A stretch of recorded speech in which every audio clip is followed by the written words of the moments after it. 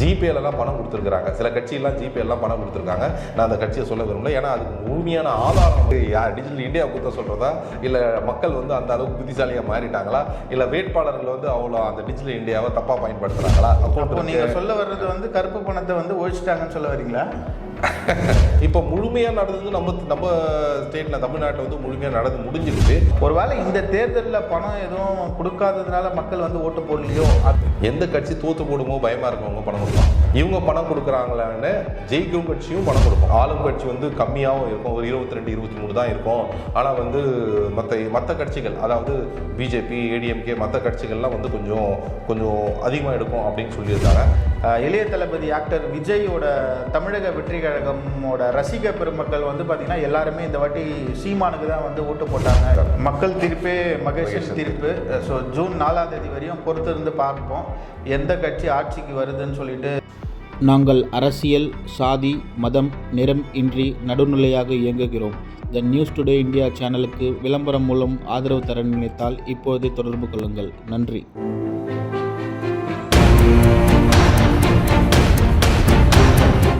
வணக்கம். உங்களுக்கு பேங்க்கில் வேலை செய்ய கனவு இருக்கா?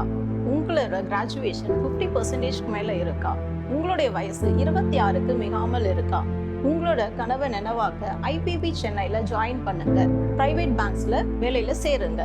மேலும் விவரங்களுக்கு கீழே உள்ள இணையதளத்தை அணுகவும். இந்த நியூஸ் டுடே இந்தியா நேயர்களுக்கு வணக்கம். இன்றைக்கு நம்ம பார்க்க போகிற தலைப்பு வந்து பார்த்திங்கன்னா, தேர்தல் திருவிழா தமிழ்நாட்டில் நடந்து முடிஞ்சிருக்கு. கடந்த தேர்தல் திருவிழாவில் என்ன மாதிரி வாக்கு பதிவாச்சு, இந்த தேர்தல் திருவிழாவில் எவ்வளோ வாக்கு சதவீதம் வந்து பதிவாச்சு, இது ஏன் நடந்ததுன்னு சொல்லிட்டு இன்றைக்கி இந்த வீடியோவில் தெளிவாக பார்க்கலாம். வாங்க வீடியோக்குள்ளே போகலாம். வணக்கம் பரணி சார். வணக்கம் சார். ஜான், நல்ல டாபிக் எடுத்தீங்க. இன்றைக்கி நம்ம நேற்று வாக்குப்பதிவாச்சு. நம்ம வந்து அமைதியான முறையில் தமிழ்நாட்டில் வாக்குப்பதிவாச்சு. ரொம்ப சந்தோஷமான விஷயம். ஆனால் இதில் ஒரு வருத்தமான விஷயம் என்னென்னா, நமக்கு வந்து போன ஓட்டு வாக்குப்பதிவிலும் இந்த வாட்டியான வாக்குப்பதிவுலையும் ஒரு பெரிய மாற்றங்கள் இருந்தது. என்ன பண்ண 2% வாக்கு வந்து குறைஞ்சி போச்சு. அதாவது மக்கள் வந்து 2% ஓட்டு போடலை. இது எதனால் அப்படின்றது வந்து சரியான இதுக்கு உண்டான காரணங்கள் தெரியல. பட் இருந்தாலும் வந்து இது ரொம்ப கம்மியான வாக்குப்பதிவு வந்து நம்ம வந்து பர்டிகுலராக அதாவது சென்னை மாநகரத்தில் நடந்தது. தலைநகரத்தில் வந்து பார்த்திங்கன்னா ரொம்ப வாக்குப்பதிவு கம்மியாயிடுச்சு மற்ற ஊரை கம்பேர் பண்ணால். இந்த கம்மியானதுக்கு காரணங்கள் வந்து மக்கள் வந்து ஏன் ஓட்டு போட வரமாட்டுறாங்க அப்படின்றது தெரியல. இது வந்து பல விதமான காரணங்கள் சொல்லலாம். மக்கள் வந்து அதிருப்தியாக இருக்கலாம். யாரும் அதிருப்தியாக இருக்கான்னு நம்ம சொல்ல முடியாது. மக்களுக்கே தெரியும், மக்கள் தான் சொல்லணும். அதை போன வாட்டி வாக்கு சதவீதம் வந்து பார்த்திங்கன்னா 74% இருந்தது. இந்த வாட்டி வாக்கு சதவீதம் 72% தான் இருந்தது. அதுவும் இந்த வாட்டி வந்து வாக்கு சதவீதம் வந்து பார்த்திங்கன்னா அதிகப்படியாக வந்து கள்ளக்குறிச்சியில் இருந்தது. அதாவது கள்ளக்குறிச்சியில் இருந்தது. ரொம்ப கம்மியான வாக்குப்பதிவு வந்து பார்த்திங்கன்னா வந்து சென்ட்ரல் மத்திய சென்னையில் ரொம்ப வாக்கு கம்மியாக பதிவாக இருந்தது. ஸோ இந்த வாக்குப்பதிவு வந்து 2 விஷயங்கள் சொல்லலாம். அதாவது நமக்கு தெரிஞ்ச காரணங்கள், ஒன்று வந்து மக்கள் வந்து இந்த வெயில் காரணமாக மக்கள் வந்து வெளியே வராமன்னா அதிகமான வெயில் இருந்தது எல்லா ஊர்லேயும். மற்ற ஏரியாவில் கம்பேர் பண்ணால் சென்னை மாநிலத்தில் கம்மியாக தான் இருந்தது வெயில். ஆனால் அப்படி இருந்தும் வாக்குப்பதிவு கம்மியாக இருந்து அதையும் காரணமாக சொல்ல முடியாது. ஏன்னா சேலத்தில் தான் அதிகமான வெயில், அங்கேயே வாக்குப்பதிவு அதிகமாக தான் இருந்தது. சேலத்தில் எல்லாருக்கும் தெரியும் அதிகமான வெயில் இருக்கும், அப்படி இருந்தும் அங்கே அதிகமாக இருந்தது. அதே மாதிரி இந்த கள்ளக்குறிச்சியிலும் நல்ல ஓட்டு சதவீதம் நல்லாவே இருந்தது. இந்த எலெக்ஷன் கமிஷன் வந்து கொஞ்சம் இதில் வந்து எனக்கு எலெக்ஷன் கமிஷன் மேலே வந்து கொஞ்சம் குறைபாடுகள் இருக்க மாதிரியான ஒரு எண்ணம் தோணுச்சு. ஒன்று என்னென்னா, ஒன்று வந்து இந்த வெயில் காரணமாக நம்ம சொல்ல முடியாத, இருந்தாலும் கூட அது கொஞ்சம் இம்பேக்ட் பண்ணலாம். ஆனால் முதல் வந்து நம்ம சொன்ன மாதிரி அந்த முதல் ஒரு காணொலியில் சொன்ன மாதிரி இந்த வண்டியை வந்து கொண்டு வந்து எல்லாரையும் விட்டுட்டு இருந்தாங்க. இந்த 200 கிலோமீட்டர் தூரத்தில் வந்து அந்தந்த தொகுதியில் வந்து மக்களை வந்து வயசானவங்களோ இல்லை முடியாதவங்களோ எடுத்துகிட்டு வந்து கூட்டு வந்து விட்டுட்டு போனாங்க. அதுக்கப்புறம் வந்து அவங்க அந்த 200 மீட்டர் தூரத்தில் நிறுத்திடுவாங்க. அதுக்கப்புறம் அங்கேருந்து நடந்து போவாங்க. அது மாதிரியான ஒரு ஃபெசிலிட்டிலாம் வந்து எலெக்ஷன் கமிஷன் டிஸ்டர்ப் பண்ணாமல் இருந்தாங்க. இந்த வாட்டி அதெல்லாம் பண்ணக்கூடாதுன்னு டிஸ்டர்ப் பண்ணதுனால மேபி வாக்கு சதவீதம் குறைஞ்சிருக்குமோன்னு எனக்கு ஒரு தோணுது. ஜான் அவர்களே, நீங்கள் என்ன நினைக்கிறீங்க? அதே மாதிரி வந்து பார்த்தீங்கன்னா எலெக்ஷன் கமிஷன் வந்து ஒரு திட்டத்தை வந்து அறிவிச்சிருந்தாங்க, முன்னாடியே அறிவிச்சிருந்தாங்க. என்னென்னா வந்து கேஷ் வந்து 50,000 மேலே வந்து பார்த்தீங்கன்னா எடுத்துகிட்டு போகக்கூடாது, எடுத்துகிட்டு போனால் அதுக்கான ப்ராப்பர் டாக்குமெண்ட்ஸோடு இருக்கணும் அப்படின்ற மாதிரி எலெக்ஷன் கமிஷன் வந்து ஒரு இதுவை வந்து தெரிவிச்சிருந்தாங்க. அது வந்து இன்னமும் நீடிக்குது. அது வந்து ஜூன் 4ஆம் தேதி வரையுமே வந்து பார்த்திங்கன்னா அந்த அறிவிப்பு வந்து நீடிக்குது எலெக்ஷன் கமிஷன். ஸோ மக்களுக்கு இது மூலயமா வந்து நம்ம தெரிவிக்கிறது வந்து பார்த்திங்கன்னா இந்த திட்டம் வந்து இன்னும் முடியல. ஜூன் 4ஆம் தேதி வரையும் நடைமுறையில் கட்டுப்பாடு வந்து நடைமுறையில் இருக்குது. ஸோ அது வந்து மக்கள் வந்து கருத்தில் கொண்டு வச்சுக்கணும். அது இல்லாமல் கம்பெனிஸ்க்கோ வந்து பல்க் டிரான்சாக்ஷன்ஸ் வந்து எந்த விதமான டிரான்சாக்ஷன்ஸும் பண்ணக்கூடாது அப்படின்ற மாதிரி எலெக்ஷன் கமிஷன் வந்து தெரிவிச்சிருக்காங்க. ஸோ இது வந்து ஜூன் 4ஆம் தேதி வரையும் வந்து நீடிக்குது. இது வந்து எனக்கு வந்து இது உடன்பாடே இல்லை. ஏன்னா ஜானி நம்ம ஸ்டேட்டில் வந்து முடிஞ்சிடுச்சு எலெக்ஷன். அப்போ எலெக்ஷன் முடிஞ்ச உடனே மற்ற வர்த்தகங்கள்லாம் வந்து ஆஸ் யூஷுவல் நடக்கணும் இல்லைங்களா? இது கட்டுப்பாடு கொண்டு வரதுனால இதனால என்ன பயன்? தமிழ்நாட்டில் இருக்கும் மக்கள் வந்து பாதிக்க தான் படுறாங்களே கண்டி இதுக்கான கட்டுப்பாடுகள் எதுக்காக கட்டுப்பாடு கொடுக்குறாங்க அப்படின்றதே ஒன்றும் புரியல. மக்கள் நிறைய பேரோட கேள்வியாக இருக்குது. எலெக்ஷன் முடிஞ்சு போச்சு, எதுக்காக நம்ம வந்து இந்த பல்க் டிரான்சாக்ஷனோ இந்த நிறைய 50,000 ரூபாய் மேலே பணம் கொண்டு போகக்கூடாது அப்படின்றது வந்து நம்ம வந்து ஓட்டுக்கு பணம் கொடுக்குறாங்கன்ற ஒரே ஒரு காரணத்துக்காக இதை பண்ணக்கூடாதாங்க. ஓட்டே முடிஞ்சு போன அப்புறம் திருப்பியும் அந்த சட்டத்தை வச்சுக்கிட்டு நிலப்படுத்துறது வந்து அது சரிய உச்சிதமான விஷயமா தெரியல. இதில் என்ன ஒரு சுவாரஸ்யமான ஒரு வேடிக்கையான விஷயம் என்னன்னா, ஜிபேலாம் பணம் கொடுத்துருக்காங்க. சில கட்சியெல்லாம் ஜிபேலாம் பணம் கொடுத்துருக்காங்க. நான் அந்த கட்சியை சொல்ல விரும்பல. ஏன்னா அதுக்கு முழுமையான ஆதாரம் நம்மக்கிட்ட சரியே இல்லாதனால அந்த கட்சியை நாங்கள் வெளிப்படுத்த முடியல. அதனால வந்து அது ஒரு தகவலாக சொல்கிறோம். சில கட்சிகள்லாம் வந்து கூகுள் பேல பணம் கொடுத்ததா ஒரு தகவல். டிஜிட்டல் இந்தியான்னு சொல்கிறாங்களா? ஸோ அதனால் அந்த டிஜிட்டல் இந்தியா மூலயமா வந்து வாக்குக்கு வந்து பார்த்தீங்கன்னா பணம் கொடுத்துருக்காங்க.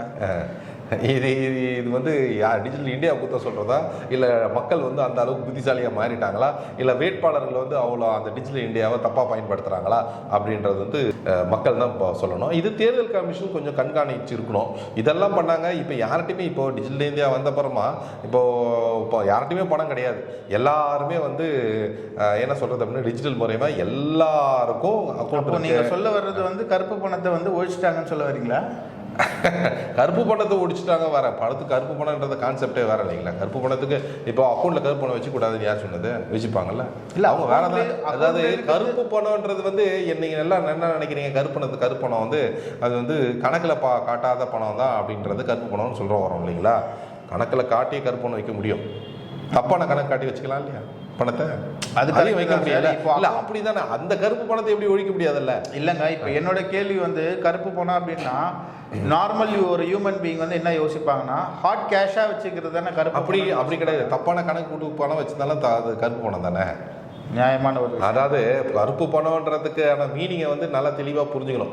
ஒரு கணக்கு காட்டாத பணம் மட்டும்தான் இல்லை, தப்பான வழியில் கணக்கு காட்டி வச்சிருந்தாலும் அது கருப்பு பணம் தான். இது வந்து மக்களும் புரிஞ்சிடணும். அப்போ தான் அதுக்கு தெளிவான பதிலே வந்து அதுதான். கருப்பு பணம் வரும் கேஷாக வச்சுருக்கிறது மட்டும் கருப்பு பணம் கிடையாது. ஆக்சுவலாக தமிழ்நாட்டு மக்கள் வந்து பார்த்தீங்கன்னா அவங்களோட வாக்கு வந்து செலுத்தி தமிழ்நாட்டு தேர்தல் திருவிழா வந்து நிறைவடைஞ்சிருக்குது. இப்போ வந்து அதர் ஸ்டேட்டில் வந்து தேர்தல் வந்து ஆரம்பிக்கிறது. நம்ம பக்கத்து இல்லை மற்ற எல்லா ஸ்டேட்லேயும் நடக்குது. கொஞ்சம் ஒரு பகுதியாக நடக்குது. இப்போ முழுமையாக நடந்தது நம்ம ஸ்டேட்டில் தமிழ்நாட்டில் வந்து முழுமையாக நடந்து முடிஞ்சிடுச்சு. இப்போ அடுத்த பகுதியாக வந்து நம்ம பக்கத்து மாநிலமான கர்நாடகாவில் 26ஆம் தேதி வந்து தேர்தல் நடப்பெற போகுது. அது கொஞ்சம் சுவாரஸ்யமான விஷயம்னா அங்கே 2 நாள் டஃப் காம்படிஷன். ஏன்னா இப்போ அவங்க ஆளுங்கட்சியாக இருந்தாங்க, இப்போ இங்கே எதிர்கட்சியாக இருக்காங்க. மத்தியில் பாஜக வந்து அங்கே முதல்ல ஆளுங்கட்சியாக தான் இருந்தாங்க, இப்போ எதிர்கட்சியாக ஆயிருக்காங்க. இது எப்படி வந்து இந்த ஒரு வருஷத்தில் என்ன மக்களோட நிலைமை எப்படி எந்த மாதிரியான செயல்பாடுகள் அங்கே நடந்திருக்கு அப்படின்றது இந்த எலெக்ஷன் முடிவுகள் தான் நமக்கு தெரிவிக்கும். மக்கள் தீர்ப்பே மகேஷன் தீர்ப்பு. ஸோ ஜூன் 4ஆம் தேதி வரையும் பொறுத்து இருந்து பார்ப்போம் எந்த கட்சி ஆட்சிக்கு வருதுன்னு சொல்லிட்டு மத்தியில் தெரியல. ஸோ ஜூன் 4ஆம் தேதி தான் இதோட இறுதிக்கட்ட முடிவு நமக்கு என்னன்னு தெரியும். சார் எனக்கு ஒரு டவுட் ஒன்று இருக்குது சார். ஆக்சுவலாக வந்து எதனால வந்து ஓட்டிங் ரேஷியோ வந்து குறைஞ்சிருக்குன்னு சொல்லிட்டு நான் பர்சனலாக ஃபீல் பண்ணுறது என்னென்னா, எல்லா தேர்தலுமே வந்து பார்த்திங்கன்னா கேண்டிடேட்ஸ் வந்து பணம் கொடுக்கறது வந்து ஒரு இயல்பான விஷயம்தான்.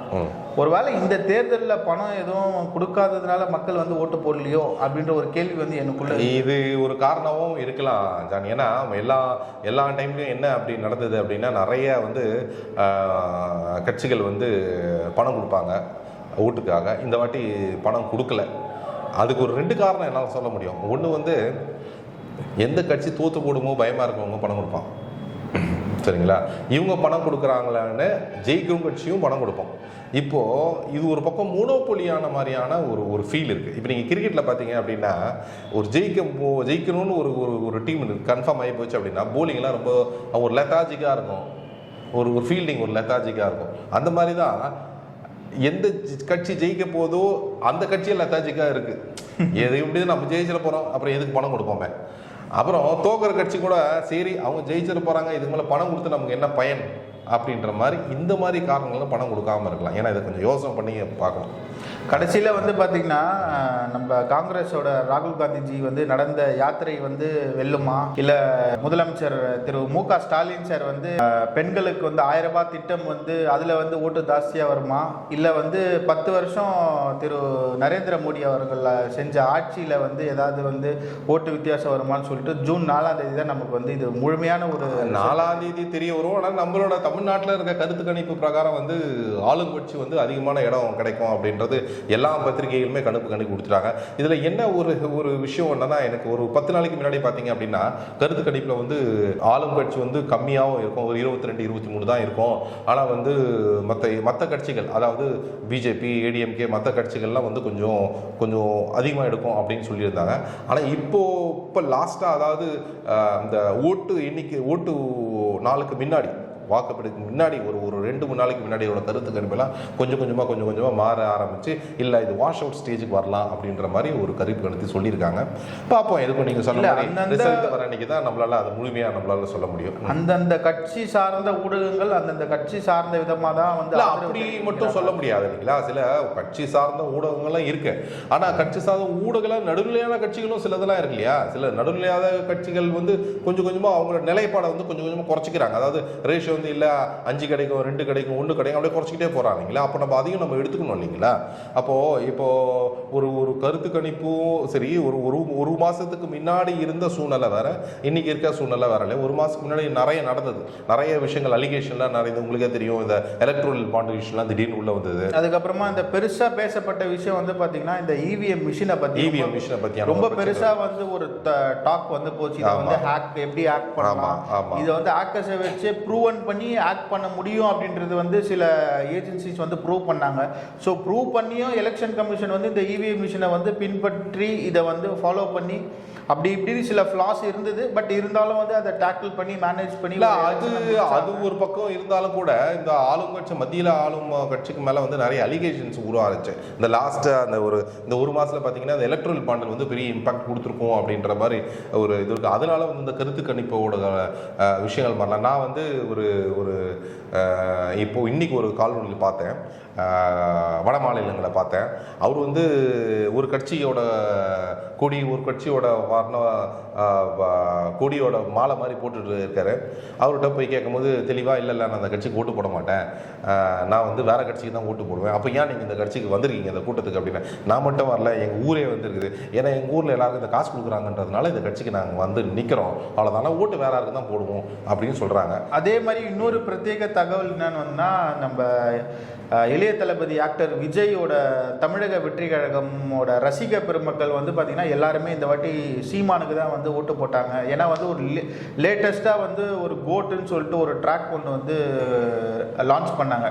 அதில் வந்து பார்த்தீங்கன்னா சில நாம் தமிழர் கட்சியோட ரிலேட்டடான சின்னத்து மைக் எடுக்கட்டுமா, ஸோ அந்த மாதிரி வந்து சில வேர்ட்ஸ் ரிலேட் ஆனதுனால இது எல்லாமே ஓகே. விஜய் மக்கள் இயக்கம் தமிழக வெற்றி கழகத்தோட தலைவர் விஜய் வந்து சீமானுக்கு தான் ஆதரவு தெரிவிக்கிறாரு அப்படின்னு சொல்லிட்டு நிறைய ரசிக பெருமக்கள் நினைச்சு, ரசிக பெருமக்கள் மட்டும் இல்லை, அவரோட கட்சியோட நிர்வாகிகள், தொண்டர்கள் எல்லாருமே வந்து பார்த்தீங்கன்னா இந்த வாட்டி வந்து நாம் தமிழர் கட்சியான சீமானுக்கு வந்து நிறைய வாக்கு செலுத்திருக்காங்கன்னு சொல்லிட்டு நானே காதுபட நிறைய கேட்டேன். ஸோ வந்து இதோட இம்பேக்ட் வந்து பார்த்திங்கன்னா எலெக்ஷன் ரிசல்ட்டில் தான் வந்து நம்மளுக்கு தெரியும். இது இல்லாமல் ஒரு பெரிய ஒரு மேஜரான விஷயம் என்னன்னா, எல்லாமே வந்து நம்ம நாட்டில் வந்து டிஜிட்டல் இந்தியா, மார்னிங் வந்து கூகுள் பே இமிடியேட்டாக கேஷ் பண்ணுறோம், இமிடியேட்டாக வந்து கூகுள் பேல நெஃப்ட் ஐஎம்பிஎஸ் பண்ணுறோம். ஆனால் எதுக்காக வந்து இந்த இவிஎம் மிஷினில் ஓட்டு போடுறாங்க, இவ்வளோ நாள் ரிசல்ட்டுக்காக ட்ராக் பண்ணி வந்து எதுக்காக சொல்கிறாங்க? இல்லை அப்படி சொல்ல இல்லையா, அவங்க எல்லாமே முடிஞ்சப்பறம் மொத்தமாக சொல்லணும் தானே, சரி இம்பாக்ட் பண்ணோம்ல. இப்போ ஒரு இடத்துல வந்து உளவியலாக மக்கள் வந்து இம்பாக்ட் பண்ணுறதுனால மொத்தமாக எலெக்ஷன் முடிஞ்ச அப்புறம் தான் பண்ணணும் அப்படின்ற ஒரு கணக்கு இருக்குது. அதனால தான் எலெக்ஷன் ரிசல்ட் வந்து ஒரே நாளில் கொடுத்துடலாம். ஆக்சுவலாக இல்லை இருக்காங்களே, ஃபார் எக்ஸாம்பிள் தமிழகத்தில் கொடுத்துருக்காங்களே. இப்போ இந்த எம்எல்ஏ எலெக்ஷன்லாம் பார்த்தீங்கன்னா ஒரே நாள் 2 நாள்லாம் ரிசல்ட் வந்திருக்கு. சரி, ஃபார் எக்ஸாம்பிள் இப்போ தமிழ்நாட்டில் எலெக்ஷன் முடிஞ்சது, தமிழ்நாட்டோட இல்லை அப்படி இல்லை இல்லையா. இது வந்து எம்பி எலெக்ஷன்ல அது வந்து அதோட ரிசல்ட் வந்து பிரதிபலிக்கும் இல்லைங்களா, அதனால அதை கொடுக்க மாட்டாங்க, அதனால தான் அதை பண்ணலை. நன்றி.